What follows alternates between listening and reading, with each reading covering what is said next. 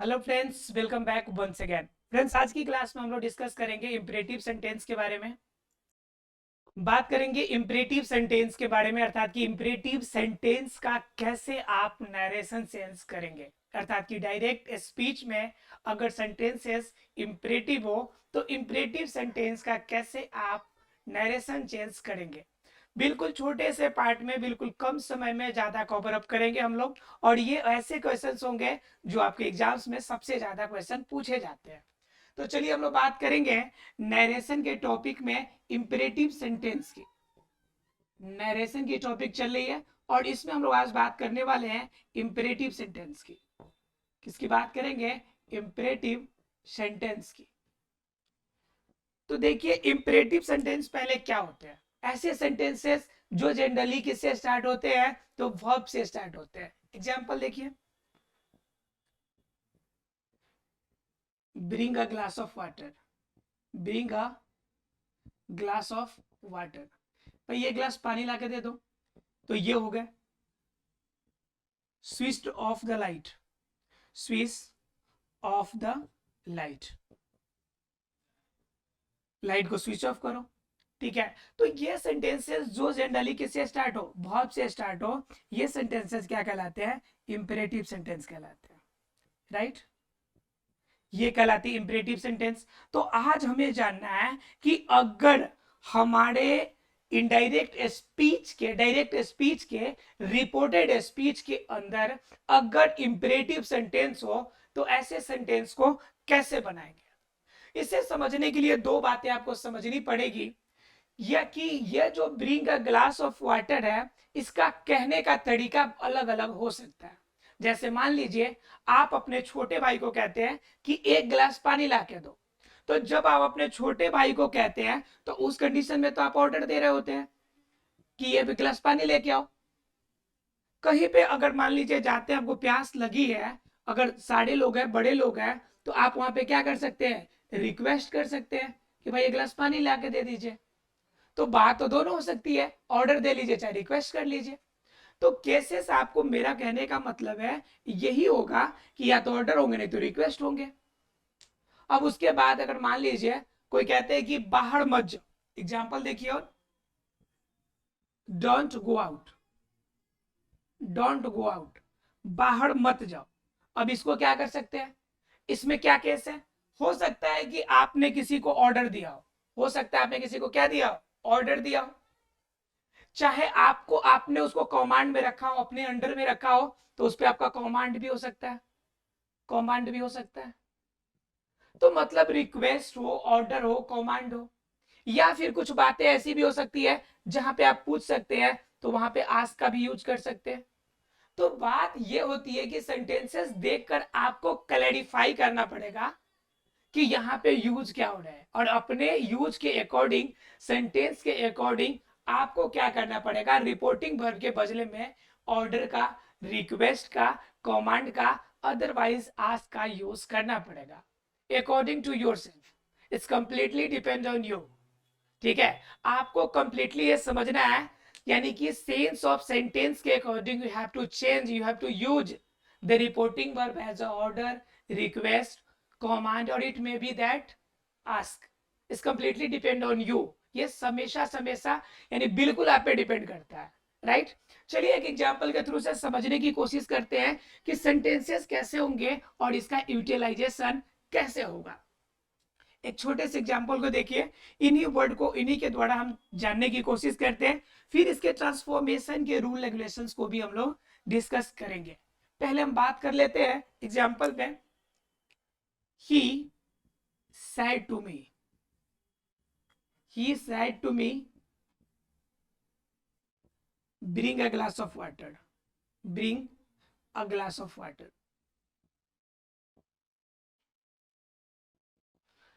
चलिए जरा हम बात कर लेते हैं कि सेंटेंस है said to me bring a glass of water। अब इस सेंटेंस में यहाँ पे दिख गया हमें कि said to दिया हुआ है। तो said to का मतलब क्या हो गया? कि said to का मतलब हो गया कि रिपोर्टिंग वर्ब हमारा किसमें है? पास्ट टेंस में। किसमें? पास्ट टेंस में। मैंने बताया था कि जब भी अगर रिपोर्टिंग वर्ब पास्ट टेंस में हो तो ध्यान रखना है कि उसके साथ चेंज ऑफ टेंस का इस्तेमाल होता है। चेंज ऑफ टेंस का यूज उसमें करते हैं।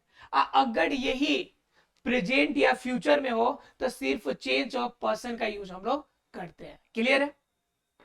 लेकिन जब इसके साथ में इंपरेटिव सेंटेंस हो तो आपको ना उसमें चेंज ऑफ टेंस की जरूरत है, ना ही आपको उसमें चेंज ऑफ पर्सन की जरूरत है। चेंज ऑफ पर्सन की भी जरूरत नहीं पड़ेगी, सामान्य रूप से जरूरत पड़े तो यूज कर सकते हैं, चेंज ऑफ पर्सन की भी नहीं। लेकिन यहाँ पे दो तीन चीजें आपको समझनी है कि यह रिपोर्टिंग वर्ब है सैड टू, यह सेंटेंस के अकॉर्डिंग आपको ऑर्डर, रिक्वेस्ट, कमांड और आस्क में चेंज करना है। तो जरा सेंटेंस को देखिए ध्यान से आप, और जरा समझ के मुझे बताइए कि आप इस सेंटेंस में सैड टू के बदले में क्या यूज कर सकते हैं आप। तो सीधी सी बात है, वो आपसे कह रहा है पानी लाने के लिए, तो फर्स्ट ऑफ ऑल आप अगर बड़े हैं तो कंफर्म है कि आपसे वो रिक्वेस्ट कर रहा होगा कि मुझे एक गिलास पानी चाहिए, प्लीज एक गिलास पानी दे दीजिए। जनरली रिक्वेस्ट वाले सेंटेंसेस में आप एक चीज कॉमन रहेगा कि उसके आगे प्लीज लगा हुआ होगा, तो ऐसे सेंटेंसेस को समझ लीजिएगा कि रिक्वेस्ट वाली बात है। नहीं तो सामान्य रूप के सेंटेंसेस को आप ऑर्डर में ले सकते हैं। चलिए इस सेंटेंस को हम लोग ऑर्डर के रूप में प्रपोज कर लेते हैं, राइट। तो ही सेड टू मी, इससे हम ऑर्डर के फॉर्म में ले तो क्या हो जाएगा, ही, और सेड टू के बदले में हो जाएगा ऑर्डर्ड। क्या हो जाएगा, ऑर्डर्ड मी। अब बात आती कि इन्वर्टेड कॉमास की, डबल इन्वर्टेड कॉमास के बदले में हम यूज क्या करेंगे। जनरली अभी तक डैट का यूज करते थे, और इंटरोगेटिव सेंटेंसेस में इफ का यूज करते थे, अदरवाइज जो भी WH वर्ड होते थे उनका यूज करते थे। अभी तक 3 सेक्टर से यूज किया हम लोगों ने। किसका यूज किया पहले, पहले या तो डैट का यूज करते थे जब सेंटेंस असर्टिव होता था, जब इंट्रोगेटिव होता था तो वहां पे इफ, वेदर या फिर आपका जो भी WH वर्ड होंगे उनका यूज करते थे हम लोग। लेकिन सेंटेंस यहाँ पे इंपरेटिव है, तो इंपरेटिव सेंटेंस में हमें क्या यूज करना होता है, तो इन्वर्टेड कॉमा के बदले में टू का यूज करते हैं हम लोग। इन्वर्टेड कॉमास के बदले में किसका यूज करते हैं, यहाँ पे इन्वर्टेड के बदले में टू का यूज करते हैं। क्लियर है आप लोग को? तो यहाँ पे हम मान लीजिए यूज कर लेते हैं, क्या हो जाएगा, ही ऑर्डर्ड मी, इन्वर्टेड कॉमास के बदले में टू, और जितना जो सेंटेंस दिया हुआ है इसमें कुछ भी चेंज नहीं करना है, जो का त्यों उतार देना। ठीक है, he ordered me to bring a glass of water, bring a glass of water, right. तो ये सेंटेंस आपका कंप्लीटली ट्रांसफॉर्म हो गया, किसमें, डायरेक्ट टू इनडायरेक्ट में हो गया। सिर्फ क्या करना था, आपको जो रिपोर्टिंग वर्ड था इसी को चेंज करना था, लेकिन उसमें क्या करना था कि इन्वर्टेड कॉमा में एक वर्ड यूज करना था, हमें टू का यूज करना था इसके बदले में।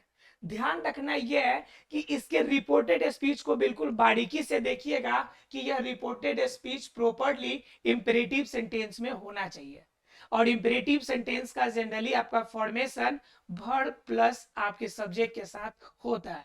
क्लियर है आप लोग को?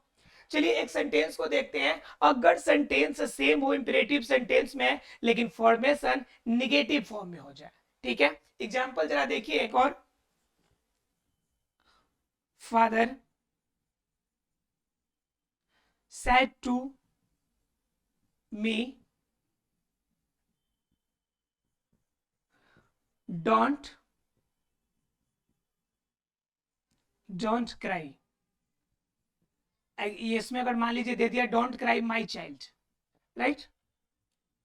Father said to me don't cry my child. अब जरा सेंटेंस को देखिए बारीकी से, जरा सेंटेंस में बनाने की कोशिश कीजिए कि इसका ट्रांसफॉर्मेशन कैसे होगा। ये सेंटेंस तो आपका निगेटिव हो गया, डोंट हो गया, राइट। सेंटेंस में यहां पे देख रहा है सेड टू रिपोर्टिंग वर्ब किसमें है, पास्ट टेंस में है, और यह सेंटेंस यहाँ पे क्राई माई चाइल्ड, मतलब कंफर्म हो गया कि सेंटेंस भी इंपेरेटिव है।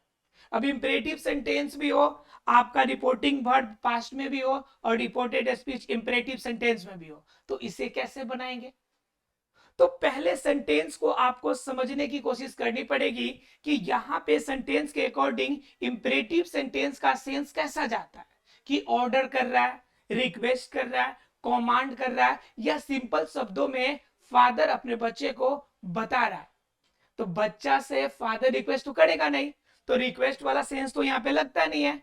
अब क्या करेगा कि कभी कभी क्या होते हैं कि आपको क्या करते हैं कि जब छोटे बच्चे होते हैं आप, तो आपको कमांड होता है, आप पे अधिकार होता है अपने गार्जियन का, वो कहते हैं बेटा ऐसा नहीं करो, नहीं जाना है मतलब नहीं जाना है। अदरवाइज आपको ऑर्डर भी दे देते हैं कि भाई तुम्हें नहीं जाना है बाहर, तो ये ऑर्डर वाली भी तो बात हो गई। तो मान लीजिए यहाँ पे हम सेंस क्या करते हैं कि ऑर्डर लेके चले या कमांड लेके भी हम चल सकते हैं। तो क्या कर ले बताइए फटाफट, हम ऑर्डर लेके ही चल लेते हैं, ठीक है। तो क्या हो जाएगा, फादर, फादर। अब सेड टू के बदले में क्या यूज करना है, हमें ऑर्डर यूज कर लिया हम लोगों ने, राइट। और ये मी हो गया।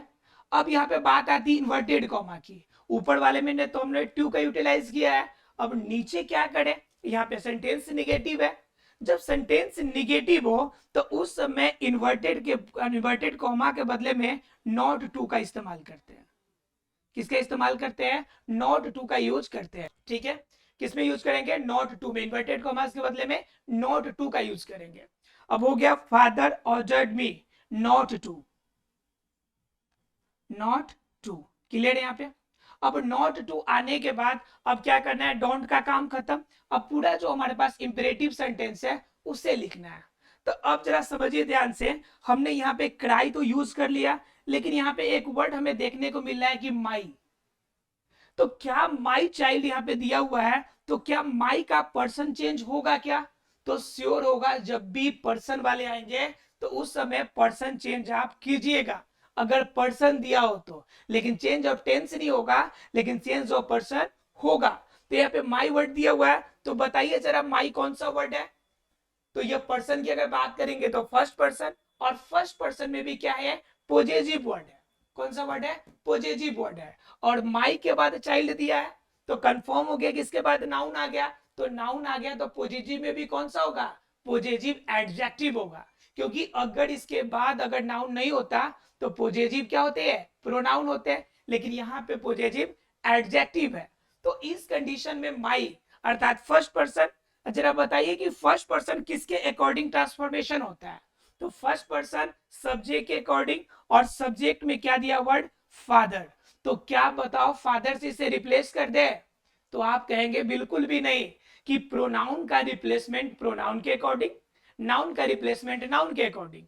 तो ये माई कौन सा वर्ड है, प्रोनाउन है, सॉरी आपका यहाँ पे एडजेक्टिव है, तो उसी के अकॉर्डिंग होगा। तो पहले फादर को प्रोनाउन के फॉर्मेशन में चेंज करेंगे, और फादर को जो प्रोनाउन के फॉर्म में लेके जाएंगे तो क्या वर्ड मिलेगा हमें, ही वर्ड मिलेगा, थर्ड पर्सन का सिंगुलर नंबर।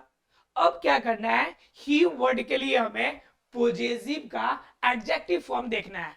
तो ही का पोजेसिव का एडजेक्टिव फॉर्म कौन सा होगा, तो क्या हो जाएगा, हीज होगा। कौन सा वर्ड होगा, हीज। तो माई को रिप्लेस किससे करना है, हीज वर्ड से। तो क्राई के बाद क्या हो जाएगा आपका, हीज। और चाइल्ड आपका थर्ड पर्सन का सिंगुलर नंबर है, और ये पता है आपको, शन अपॉन में 1 2 3, इसके according third person no change, third person no change. It means child जो वर्ड है आपका, चाइल्ड ज्यों का त्यों रह जाएगा। तो इजीली आप इसे बना सकते हैं। क्लियर है आप लोग को, मतलब कि सेंटेंसेस कैसे भी हो, आपको क्या करना है, अपने ट्रैक से आउट नहीं होना है। और इसमें कुछ तो याद रखने की बात ही नहीं है, ग्रामर में रटने की कोई बात ही नहीं होती, सिर्फ समझना है आपको। और दिमाग में क्या रखना है, एक चीज है कि इन्वर्टेड कॉमा के बदले में टू का यूज करना है, और अगर सेंटेंस निगेटिव हो तो नॉट टू का यूज करना है, राइट। उसके बाद क्या, सेंटेंस का सेंस देखकर आप लोग इसका यूज कीजिएगा। ज्यादा एग्जाम्पल तो यहाँ पे नहीं ले सकते हैं, लेकिन आप जितना ज्यादा प्रैक्टिस करेंगे उतना बेहतर कॉन्सेप्ट आपका होगा। आशा है फ्रेंड्स कि इंपरेटिव सेंटेंस की बातें आपको क्लियर हो गई होगी। मिलते हैं अगले क्लास में अगले टॉपिक के साथ, अगले एक रोचक टॉपिक के साथ जो आपके लिए बेनिफिशियल होगा। मिलते हैं अगले क्लास में, तब तक के लिए thank you very much friends.